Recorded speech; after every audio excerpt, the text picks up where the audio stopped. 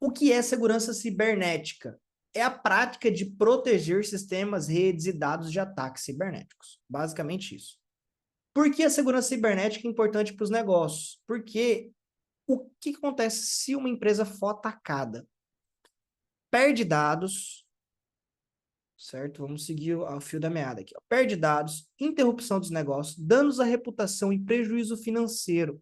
Muitas vezes, a empresa ela sofre um ataque que ela não perde tanto dinheiro. Tipo assim, ela houve um vazamento de dados, por exemplo. Veio aqui e perdeu dados. Só que a empresa continua no ar e o que aconteceu? Ela teve dano à reputação. Imagina uma empresa, tipo vamos imaginar um e-commerce aí desses grandes, aí, tipo Mercado Livre, Amazon. A Amazon é a maior, eu acredito, né? Imagina uma Amazon que vaza dado de cartão de crédito, vaza dado de todo mundo. Ou, sei lá, metade das pessoas. Não interrompeu, ela continuou vendendo. Ela perdeu os dados ali, né, de certa forma, mas o que foi o principal foi dano à reputação e, consequentemente, virou prejuízo financeiro, porque as pessoas vão começar a comprar em outros lugares. Ela vai perder credibilidade, a empresa vai... Às vezes ela ia se associar com alguma outra empresa, aquela outra empresa viu que ela tomou um ataque, já meio que se afasta. Por quê? Uma empresa que toma ataque, todas as empresas estão suscetíveis a ataques, isso é um fato. Porém, dependendo de como foi feito, como foi tratado, o quão crítico, as empresas que iriam fechar negócio com elas não fecham por quê? Significa que está bagunçado dentro de casa. É mais ou menos isso, tá? Isso eu estou falando do lado meu de estar atuando com isso. Então, quando uma empresa vaza, significa que ela não fez o dever de casa. Se ela não fez o dever de casa, significa que está bagunçado aquele setor. Se aquele setor está bagunçado, significa que outros setores também podem estar bagunçados. Vira uma bola de neve. E para o investidor externo, ele já é um sinal de alerta para ele. E quais as estratégias de prevenção do lado da empresa? Ela vai avaliar os riscos, identificar os ativos críticos, ou seja, é cartão de crédito. Então, esse cara é um ativo crítico. Dados de funcionário é um ativo crítico. Dado dos clientes, ativo crítico. Avaliar a vulnerabilidade e ameaças potenciais, estabelecer probabilidade de impacto e riscos específicos. Depois, eles têm que fazer educação e conscientização. A gente falou isso da norma 27.001, né? Na 2 também tem, só que mais granular, a gente não entrou tanto no mérito. Treinamento regular para funcionário, ou seja, o cara não... Por exemplo, o que é o treinamento e conscientização? Eu já participei disso também. Você treina a galera para simular um ataque externo. Imagina que um agente malicioso, um cybercriminoso, e ele está tentando entrar na empresa, tentar invadir, enfim, vazar dados, qualquer coisa. Esse cara ele vai tentar de diversas artimanhas. Como? Ele pode enviar link. Deixa eu colocar isso aqui. Link por. E esse link pode ser e-mail, pode ser SMS, pode ser WhatsApp e pode ser ligação. Ligação. Enfim, isso entra na questão de engenharia social, que está aqui embaixo. Simulação de phishing e outras técnicas. Políticas claras de segurança engloba tudo isso que está aqui dentro. Mas a conscientização é treinar a galera para eles não clicarem em qualquer link, para eles não clicarem em link do WhatsApp, do SMS, eles não passarem informação via ligação. Porque o cara pode se passar para alguém, aqui é o técnico da Claro, então eu vi que a empresa aqui tem um chamado aberto, etc. Então, assim, tem esse tipo de ataque, parece coisa de filme, galera, mas a gente faz isso, tá? Que é para treinar a galera interna para que eles fiquem atentos. Então, tudo isso faz parte de uma política de segurança da informação, que tem a ver também com as ISOs, beleza? Então, vocês veem que tudo isso meio que se tem uma ligação uma coisa com a outra. Gerenciamento de acesso, princípio de menor privilégio, MFA, que é autenticação multifator, e gerenciamento de senha. Isso aqui é importantíssimo. Não tão importante assim para o concurso, né? Acredito eu, mas é importante para o mundo. Porque menor para o mundo cibernético. Menor privilégio é o seguinte: se uma pessoa lá da contabilidade ou do financeiro ou um bancário, quando vocês passarem no concurso, vocês têm que ter o menor privilégio. Por quê? Vocês não devem acessar coisas que vocês não precisam. Porque se vocês perderem a conta, alguém invadir a conta de vocês, etc., ele não consegue chegar em muitos lugares. Ele não consegue alcançar novos ambientes, ele não consegue entrar em outras contas, ele não consegue ganhar permissão, porque tem menos privilégio. Eu já trabalhei em empresa que o cara do suporte, por exemplo, nível 1, quando eu entrei como suporte, o cara tinha acesso a tudo. Ele tinha acesso às contas de e-mail, ele tinha acesso ao administrador local, administrador do domínio, ele tinha acesso a todos os administradores. O cara não precisa. O que acontece? Se esse cara, por algum acaso, ou ele ficar aborrecido com a empresa, ou invadirem a conta dele, ou qualquer coisa, acabou com a empresa. Então, não precisa, só dei um exemplo, não precisa ter mais acesso do que é necessário. E um segundo fator é o multifator, que é você ter autenticação por senha e por um token, que pode ser enviado para aqueles aplicativos, pode ser SMS, não é o mais seguro, assim, aquele push que aparece para você dar ok, do que o Google tem, enfim. Porque se a sua senha vazar, o cara não conseguiria passar por essa autenticação, porque ela vai aparecer no seu celular, entendeu? Então toda empresa grande, média e grande tem, assim, deveria ter, né? As grandes, todas que eu conheço têm MFA. O cara vai logar na VPN, ele vai logar no e-mail, ele vai logar em qualquer coisa, pede um segundo autenticação, beleza? E um gerenciamento de senha, porque você não vai lembrar de todas as suas senhas. É uma coisa que eu já falei, que eu já tinha recomendado. Vocês têm que usar um cofre de senhas. Procura na internet, cofre de senha. Eu mesmo não sei, devo saber uma ou duas, três senhas no máximo minha, de cabeça. O restante eu não sei. Eu tenho no meu cofre mais de 100 senhas. Todas completamente diferentes, complexas, gigantes. E assim, eu não sei. Tá tudo no cofre, que tá muito bem protegido. Então, esse cofre é como se fosse um cofre físico. Imagina um cofre físico que tem uma chave. Lá dentro tem outras chaves para abrir outras coisas que você não sabe. Então, você precisa ter aquilo para gerenciar. Beleza? Mais ou menos isso. Segurança de rede. Firewalls e sistemas de detecção e prevenção. IDS, detectar e prevenção. Tá? Lembra do D de detecção e P de prevenção. Esses caras, eles ficam, já falou, né? Ele fica no meio da rede ali, na ponta da rede, no meio da rede, enfim, dependendo de como tá a estrutura. Ele basicamente protege. Lembrou de Firewall? Ele protege. Ele detecta e prevê as intrusões. Outra coisa é segmentar a rede, que é dividir a rede. Então, por exemplo, se o cara, ele entra, ó, vou dar um exemplo simples de segmentação de rede. Na minha academia, tem um Wi-Fi gratuito. Por esses dias eu entrei no Wi-Fi porque eu tinha acabado meu plano, enfim, eu fui e usei o Wi-Fi rapidinho que eu precisava. Quando eu entrei no Wi-Fi, lógico, eu como um curioso, não vou me dizer hacker, mas enfim, fui e escaneei a rede. No que eu escaneei a rede, eu já acessei, eu vi os computadores, não acessei, tá? Mas eu vi os computadores lá da recepção, eu vi o roteador, eu vi o servidor de arquivo, que tinha arquivo lá dentro. Ou seja, não estava segmentado. O Wi-Fi público,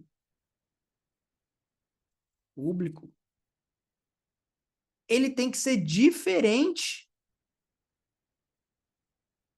das coisas privadas, né? Do Wi-Fi corporativo, enfim. Isso para qualquer outra coisa. Tem que ser diferente, né? O que o símbolo de diferente ou assim, né? Isso aqui é para lógica de programação. Tem que ser diferente, porque se o cara acessou ali, ou se eu tivesse a malícia ou a coisa de fazer alguma coisa ruim, eu poderia acessar ali, poderia, quem sabe, até falar que eu paguei minha mensalidade se eu fazer uma invasão real. Ele poderia. Porque eu já sei o Wi-Fi, eu vou com um notebook ali e faço isso. Acesso de dentro do carro lá do estacionamento e faço. Isso é um exemplo de segmentação de rede, é a mesma coisa para uma empresa. O cara que é um terceiro, que entra para prestar serviço, ele tem que acessar uma rede só, ele não tem que acessar a rede onde está os documentos da galera. Então tem que ser dividido. Criptografia de dados em trânsito e repouso. Acho que eu falei disso também. Em trânsito, sempre que vocês lembrarem de criptografia de dados em trânsito, vocês vão lembrar de HTT. Vocês vão lembrar do S, que é da cifra de Security Socket Layer, que é o SSL. Esse cara o HTTP. Sabe aquele quando você acessa um site? Ele tem o HTTPS, que é um certificado, que aquele site, quando você colocar o usuário e senha para logar nele, por exemplo, ele tem uma chave pública e uma chave privada. Ele vai comunicar com o seu dispositivo e toda a comunicação que vai sair do seu celular, do seu computador, enfim, para esse site, vai ser criptografado. Então, isso é uma criptografia em trânsito. Isso também acontece com VPN, também acontece com outros protocolos, mas eu só estou dando um exemplo do que é o mais conhecido. Se você só usar um site que é HTTP, ele não tem o certificado, se alguém estiver na rede, ele interceptar, ele vai pegar os dados em texto plano, ele vai ver o que está acontecendo ali. Dificilmente hoje tem site com HTTP, mas ainda tem. Né? Então, isso não significa que o site é seguro, tá? Só para deixar claro, qualquer pessoa pode comprar um certificado. Eu posso criar um site fake, simulando um Facebook, por exemplo, comprar um certificado para ele e colocar numa rede Wi-Fi pública, por exemplo, simular uma rede Wi-Fi grátis. Quando você entrar nesse Wi-Fi grátis, você vai digitar facebook.com, você vai direcionar. Eu configuro no roteador, nesse Wi-Fi, para direcionar para o meu Facebook fake. Eu consigo fazer isso. E aí, quando você entrar nesse Facebook fake, você vai colocar seu usuário e senha, eu vou pegar, mesmo estando com certificado. Vocês entenderam? Eu vou pegar seu usuário e senha, você vai errar, vai colocar a senha ali, pum, ele vai dar um erro e vai te direcionar para o site verdadeiro. Você vai digitar a senha de novo. Só que na hora que você digitar, ele já direcionar o site verdadeiro, você vai ver que vai dar uma piscada ali. Poxa, ué, mas eu digitei a senha certa. Você vai digitar a senha de novo, mas a senha de novo, a segunda vez vai ser no site original, porque eu fiz esse direcionamento. É só um exemplo, beleza? Então, por quê? Eu já vi alguns caras falando, tá com cadeadinho, tá seguro. Não, cadeado é caldo que qualquer um compra, beleza? Só um exemplo. Só um exemplo real, tá? E Impose? Impose tem a ver com criptografia local. Por exemplo, o seu celular, se você tem um Android ou um iPhone, se você tiver com ele bloqueado e você plugar ele no computador, você não vai conseguir acessar os dados, porque ele está bloqueado. Ele tem uma criptografia ali dos dados que estão no celular. Se você desbloquear o celular e você plugar no computador, vai dar para acessar. Um exemplo, sabe aquela que você já deve ter visto no jornal para ter atenção em locais públicos que tem entrada USB para carregar celular? Aeroporto, rodoviária, etc. Tem alguns aparelhos, galera, que o cara coloca ali dentro, ele é um aparelhinho, isso é fácil e barato, de tipo assim, menos de $100, $50, você compra um e personaliza ele, enfim. O cara coloca, parece um pendrivezinho, ele coloca dentro ali daquela entradinha USB, ele desmonta e faz ali a maracutaia. Quando você plugar seu celular, geralmente quando você pluga o celular para mexer nele, você tá mexendo, tá carregando, tá mexendo, ou seja, ele tá desbloqueado. Ninguém deixa ali, deixa com ele desligado, enfim, né, bloqueado. Não. Quando você desbloquear, aquele aparelhinho vai pegar os dados que estão ali dentro do seu celular. Aí o que ele vai pegar, como que ele vai fazer, enfim, já é uma outra história. Mas eu só estou dizendo um exemplo de criptografia em repouso e nesse cenário real. Vocês veem que eu faço comparações com o cenário real, com o mundo, com isso aqui, né? Outro exemplo, computador Windows, ele tem uma aplicaçãozinha lá, um software chamado BitLocker. Eu vou anotar aqui para vocês verem. BitLocker.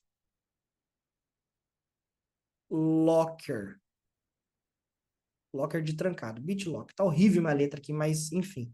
Esse cara, você consegue criptografar o seu disco local.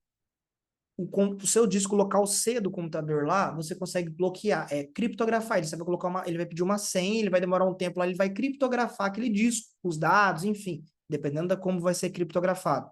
Tem como você escolher, mas o BitLocker ele criptografa o disco. Você pode criptografar o disco C, o disco D, você pode criptografar até pendrive. Isso é uma criptografia em repouso, beleza? Se alguém, o que acontece? Beleza, um exemplo prático. Se alguém roubar seu notebook, seu computador, entrar na sua casa e roubar, enfim, você está viajando, a mochila, qualquer cenário desse, o cara não vai ter acesso aos dados se tiver com BitLocker. O cara vai tirar aquele disco, ele vai tentar colocar esse disco em outro computador, ele não vai conseguir acessar se ele não souber a senha. Beleza? Agora, se o seu computador, mesmo que tenha aquela senha do Windows que não serve para porra nenhuma, desculpa o palavrão, não serve para nada. Porque se o cara tirar o disco e não tiver criptografado com uma criptografia em repouso, tipo o BitLocker, o cara vai colocar o disco em outro, por exemplo, no sistema Linux, ele vai abrir e vai pegar seus arquivos. E dependendo se você tiver salva a sua sessão do Facebook, sessão de outra coisa, salva, ele consegue entrar na sessão também, beleza? Olha só o tamanho da bucha, tá? Vamos lá, vamos seguir para a gente não ficar muito tempo aqui. Atualização em patch. Manter o sistema operacional e software atualizado, isso aqui é o básico, né? Implementar patch de segurança prontamente, ou seja, sempre tem que estar atualizado o ambiente. Backup e recuperação dos dados. Backup regular e automatizado. Plano de recuperação e desastre. Se tudo der caca, a empresa tem que voltar a operar novamente. Por isso que tem empresa que faz backup em sites, sites assim, são ambientes, né?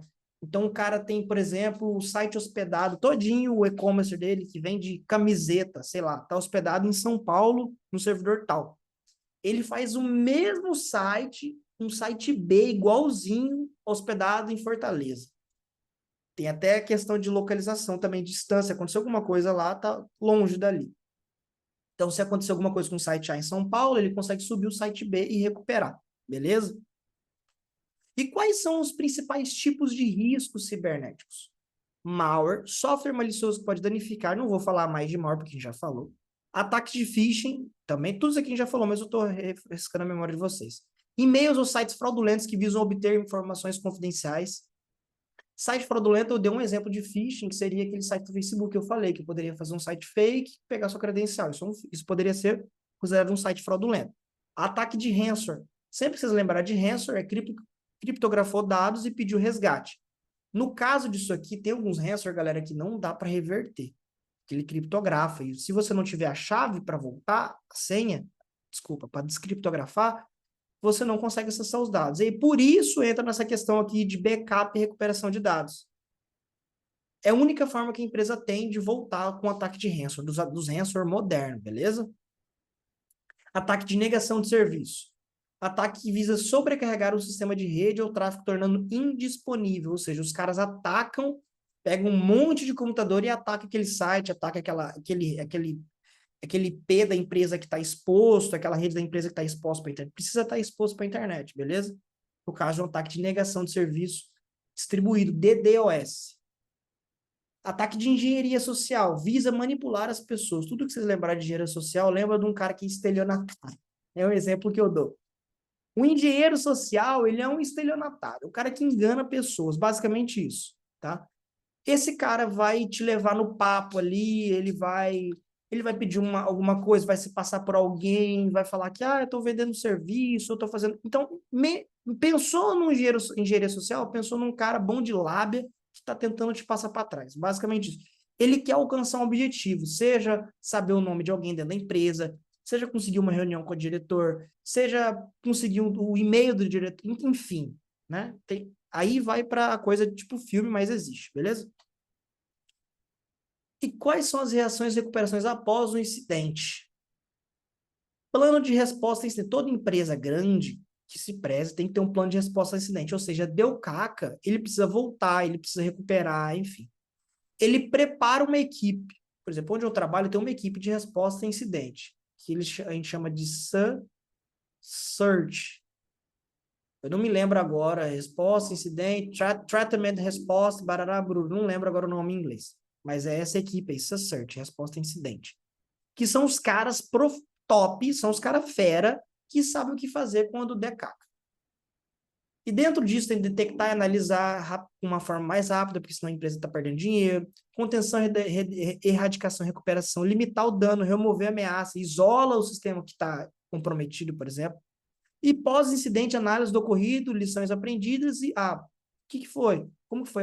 Foi por um phishing que alguém enviou por e-mail, aquela pessoa lá do atendimento clicou, entrou no computador dela e infectou a empresa inteira. Aqui o que a gente tem que fazer? Cara, a gente tem que fazer mais treinamento, tem que treinar as pessoas, blá, blá, blá, blá, blá. Então é tipo isso.